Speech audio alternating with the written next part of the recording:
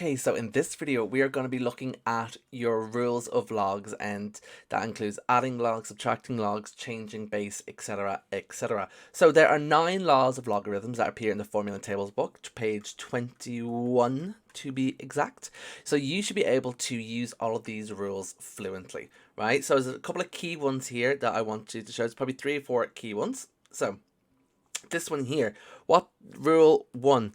This rule states here, so if we just look at the right hand side, log base ax plus log base ay. What this rule just means, if I add 2 logs that have the same base, I just multiply the arguments. So log base a equals to x times y. If I have two logs that are in the same base, but I'm subtracting them, I then divide the arguments. There you go, easy peasy, lemon squeezy. The third rule of logs, which is also a really important one, if I have a power within my argument here, so say for x to the power q, I can take that q and bring it to the front. So I can make log base a of x to the power of q, that's equal to q times log base a of x. Right, so there are 3 very important rules, and these are the rules you're going to be utilizing the most, right? Other rules are, or kind of statements, log of any base, but the argument's 1 will always get 0, and that makes sense because if we use BAP, base argument power, right, my base here is a, my power is 0, my argument is 1, so base argument power, a to the power of 0 is 1. So that just means anything to the power of 0 is 1. So that just means log base a 1. That just means what power of the space gives me 1, but anything to the power of 0 is 1. And that is one of my indice rules. If I have here log base of a fraction, right, we won't really use this one that often, but if I have log base a, 1 over x, that's the same as x to the power of minus 1. And then using rule 3, I can take that minus 1 and bring it to the front. So I can make that a minus log a x, right? Then we have this one here, converting from log to index form. We actually looked at in the last video, so that's rule 6, converting to index form. Rule 7 just indicates, so log base a to ax. So what power of a gives me a to the power of x? Well, that's just equal to x. So if I have log of a base, but then I'm putting the argument is the same base to a power, the answer is always the power, right? And that same goes for 8 as well. A to the power of log base ax will always give me x. And then finally, rule 9 is my change of base law, which I'm just going to come back to later because this is kind of another important one. So if there are 3 or 4 rules you should be flexible with, it would be the first 4 here, right? The first 3 being probably the most important rules.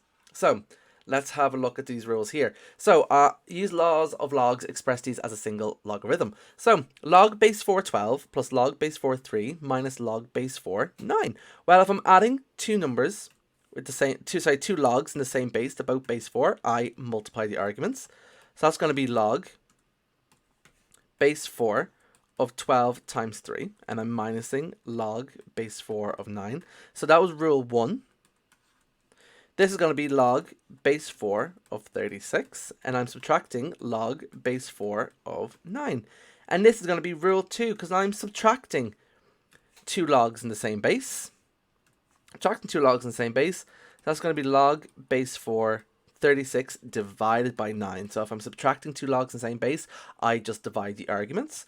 So log base 4 of 4, and then log base 4 of 4. So what power of 4 gives me 4? Well, the answer is just going to be 1. So that's going to simplify down to 1. So you can put that in your calculator otherwise as well. But what power of 4 gives me 4? Well, it's 4 to the power of 1.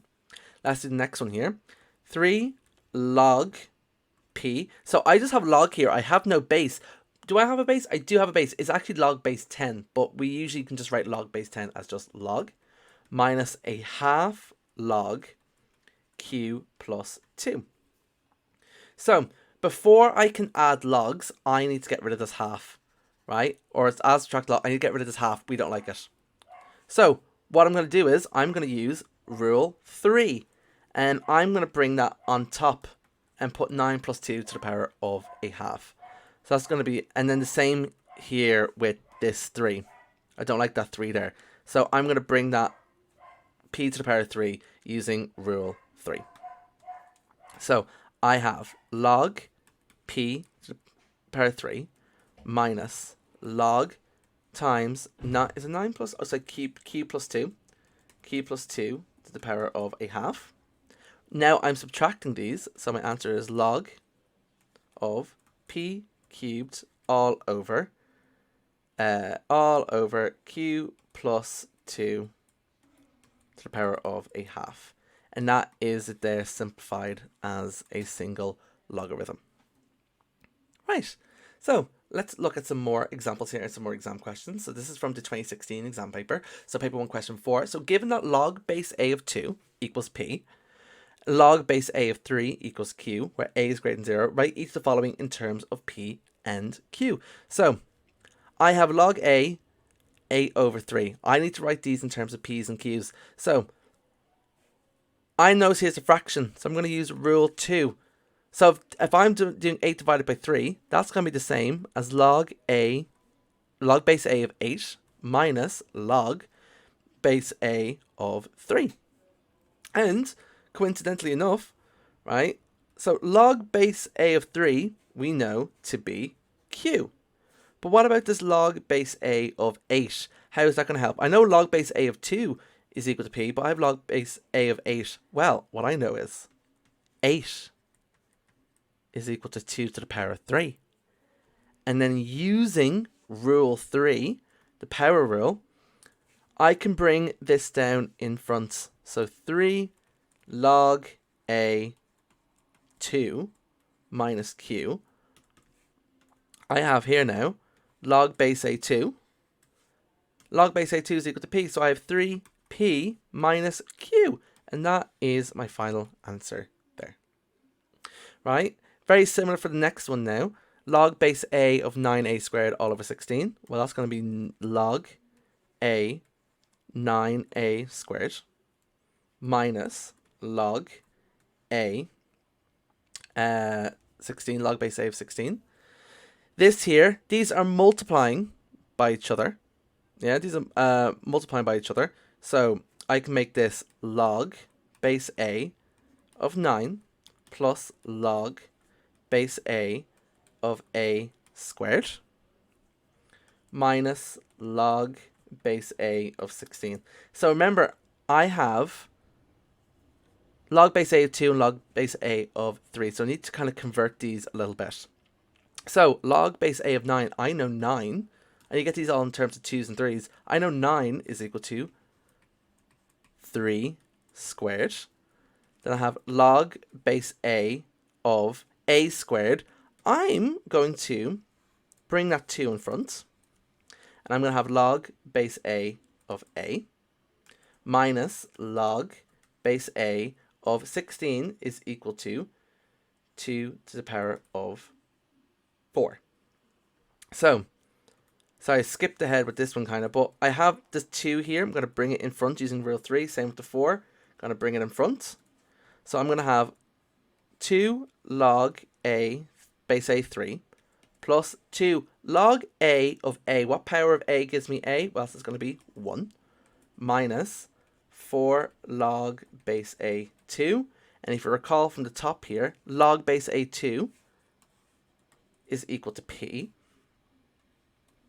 And log base a 3 is equal to q. So I have here 2q plus 2 minus 4p. And write in terms of p and q. And yeah, that's it.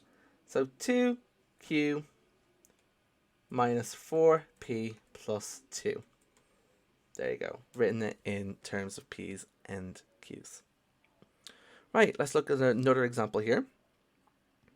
So this is the 2014 paper. So given that p is equal to log base c of x, express log c of root x plus log base c of cx in terms of p. So I want to try get all of these to have a log base c of x. So I notice this first one here, log base c of root x. That's the same as log base c of x to the power of a half plus log base c of cx, they're multiplied. So that means log base c of c plus log base c of x. Remember, because two numbers, rule 1, two numbers in the same base added together, we multiply the arguments. So I'm using it the other way around. So here I have the half, bring it in front. So I have a half log c x. Log base c of c, what power of c gives me c? Well, that's just going to be equal to 1.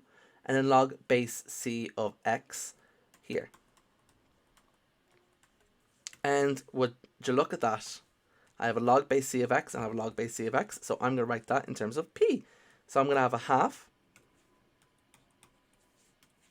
p plus 1 plus p.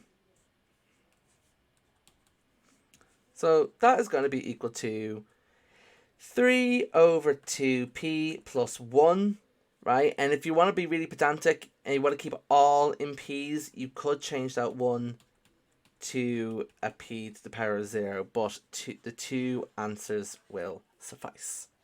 There. Right, so there were some examples of using a log rules. So I want to look at the last rule now, which is changing of base, rule 9. Sometimes it's very important for us to change all of our logs into same bases. So when our logs are in the same bases, we can use all of these log rules. So what do we do when we want to change the base? So I'm going to change this log base 664 into log base 2. So I'm going to convert this to log base 2. So I have here log base b of x is equal to, and a here is my new base. So b being my old base, x being my argument, and a here being my new base. I want to convert this to 2. So a is going to equal 2. So log base 2, x being in this case being 64, all over log base 2 of b, and my old base being 6. And you put down your calculator, log base 2 of 64, anyway, gives me 6, I believe.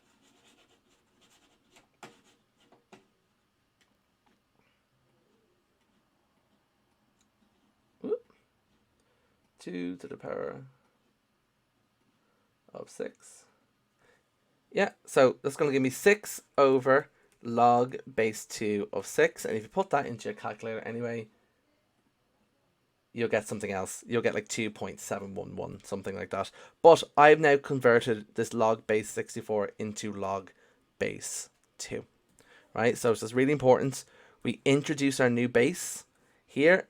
We have it to our old argument, to our argument, and then all over log new base to our old base. So let's look at this last question here. Right, so let's look at this question here. So I have 1 over log base 2 of x plus 1 over log base 5 of x plus 1 over log base 4 of x equals 1 over log base 40 of x. So hint, change the base to log 40. So I want to change all my bases here to log 40.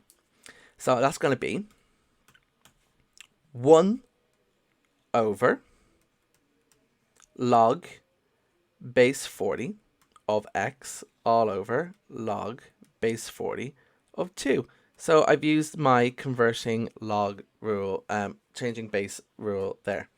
Plus 1 over log base 40 of x all over log base 40 of 5.